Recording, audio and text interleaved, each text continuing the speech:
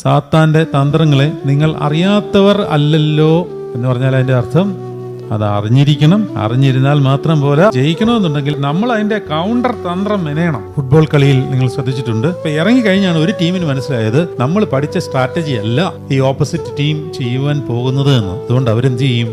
സ്പോട്ടിൽ counter strategy മെനയും. Coach പഠിപ്പിച്ചതൊക്കെ വേറെ സംഗതി, സെമിനാരിയിൽ പഠിപ്പിച്ചതൊക്കെ കാര്യമൊക്കെ ശരിയാ, പക്ഷെ പള്ളി വരുമ്പം സ്ട്രാറ്റജി വേറെ മാറ്റേണ്ടി വരും. കുടുംബജീവിതത്തിന്റെ കൗൺസിലിങ്ങിന് പോയി കൗൺസിൽ പറഞ്ഞു തന്ന കാര്യം, വേദത്തിൽ നിന്ന് പഠിച്ച കാര്യങ്ങൾ എല്ലാം ഉണ്ട്. സ്പോട്ടിൽ ഇതൊന്നും ആയിരിക്കില്ല അപ്ലൈ ചെയ്യുന്നത്. അതിനാണ് പേഴ്സണൽ ടച്ച് യേശുക്രിസ്തുവുമായിട്ട് വേണമെന്ന് പറയുന്നത്. എങ്കിലേ പറഞ്ഞു തരാൻ പറ്റത്തുള്ളൂ. നിങ്ങൾ പോകുമ്പോൾ ഇടത്തോട്ടോ വലത്തോട്ടോ എങ്ങോട്ട് പോകണമെന്നുള്ള ഒരു ശബ്ദം പിന്നിൽ നിന്ന് നിങ്ങൾ കേൾക്കും. ഈ ശബ്ദം കേൾക്കണമെങ്കിൽ വചനത്തിൽ കൂടെയും പേഴ്സണൽ പ്രാർത്ഥനാ ബന്ധത്തിൽ കൂടെയും അല്ലാതെ കിട്ടില്ല. നിങ്ങൾ എത്ര കുർബാനയ്ക്ക് വന്നെന്ന് പറഞ്ഞാലും ഇത് അവിടുന്ന് കിട്ടിയിട്ട് വേണം കുർബാനയ്ക്ക് വന്ന് നിൽക്കാൻ.